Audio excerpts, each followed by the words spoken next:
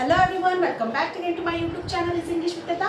And आज हम बात कर रहे हैं हमारे छठवें टेंस की, जिसका जो है future continuous tense. Future continuous tense का मीनिंग होता है यह काम की निरंतरता को शो तो करता है लेकिन फ्यूचर में, जैसे तुम यहाँ आ रहे होगे, वह पतंग उड़ा रहा होगा, पक्षी आकाश में उड़ रहे होंगे, वे मोबाइल खरीद रहे होंगे, वे कार में बैठ रहे होंगे, है ना, वह फर्श साफ कर रही होगी। तो इस तरह के सेंटेंस हम इसमें बनाते हैं। अगर हम बात करें इसके सब्जेक्ट की, तो subject plus will be verb की फर्स्ट फॉर्म के साथ आईएनजी। इसमें क्या यूज करते हैं हम? विल बी एंड वर्ब की फर्स्ट फॉर्म के साथ आईएनजी। इसमें आई वी यू दे और ही शीट नेम के साथ, सभी के साथ हम किसका यूज करते हैं? विल बी का। मैंने आपको बताया था विल का यूज मॉडर्न इंग्लिश में हम ज्यादातर विल का यूज ही किया जाता है। शेल का यूज सिर्फ हम आई और वी के लिए करते हैं, लेकिन ज्यादातर जो अपनी मॉडर्न इंग्लिश होती है उसमें हम हमेशा विल का यूज सेंड करके ही सेंटेंस बनाते हैं, जिससे हमारी जो इंग्लिश होती है वो ज़्यादा इफेक्टिव लगती है। अगर हम बात करें कि इसके सेंटेंस के पहला होता है हमारा अफर्मेटिव सेंटेंस, दूसरा होता है हमारा निगेटिव सेंटेंस, तीसरा होता है हमारा इंटरोगेटिव सेंटेंस, चौथा होता है हमारा डब्ल्यूएच पैटर्न एंड पांचवा होता है हमारा हु पैटर्न। अगर हम बात करें अफर्मेटिव सेंटेंस की, ये सकारात्मक वाक्य होते हैं जिसमें हमारे सेंटेंस सीधे सीधे, जैसे हम बात करें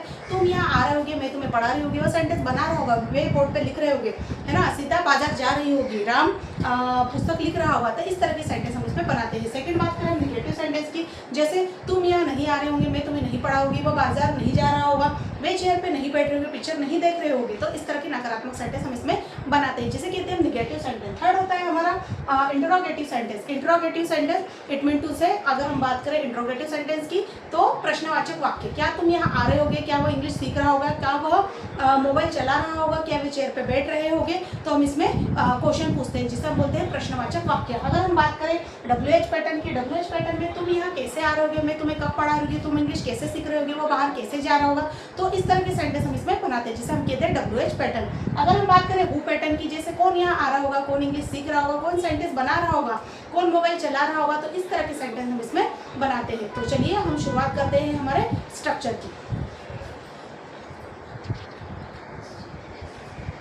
चलिए तो बनाते हैं हम सेंटेंस। सबसे पहले अगर हम बात करें कि सीता फूल तोड़ रही होगी, Sita will be plucking flower. Sita फूल नहीं तोड़ रही होगी, Sita will not be plucking flower. इसमें हमने क्या किया, जो हमारी हेल्पिंग वर्ब है विल बी है और बी भी, तो विल के बाद हमने नॉट का यूज किया है, देन बी, उसके बाद वर्ब के फर्स्ट फॉर्म के साथ देन आईएनजी। क्या सीता फूल तोड़ रही होगी? Will Sita be plucking flower. Sita फूल कैसे तोड़ रही होगी? How will Sita be plucking flower. और कौन फूल तोड़ रही होगी? Who will be plucking flower. अगर हम बात करें वे बाजार जा रहे होंगे, they will be going to market. वे बाजार नहीं जा रहे होंगे, they will not be going to market. क्या वे बाजार जा रहे होंगे? Will they be going to market. वे बाजार किसके साथ जा रहे होंगे? With whom will they be going to market. और कौन बाजार जा रहे होंगे? Who will be going to market. जैसे अगर हम बात करें वह झाड़ू लगा रही होगी, तो शी विल बी स्वीपिंग। वह झाड़ू नहीं लगा रही होगी, she will not B sweeping. क्या वह झाड़ू लगा रही होगी? Will she be sweeping. वह झाड़ू कैसे लगा रही होगी? How will she be sweeping. और कौन झाड़ू लगा रहा होगा? Who will B sweeping. मैं बोर्ड पर लिख रही होगी, I will be writing on the board. मैं बोर्ड पर क्यों लिख रही हूँ? मैं बोर्ड पर नहीं लिख रही होगी, I will not be writing on the board. क्या मैं बोर्ड पर लिख रही होगी? Will I be writing on the board. मैं बोर्ड पर क्यों लिख रही होगी? Why will I be writing on the board. और कौन बोर्ड पर लिख रहा होगा?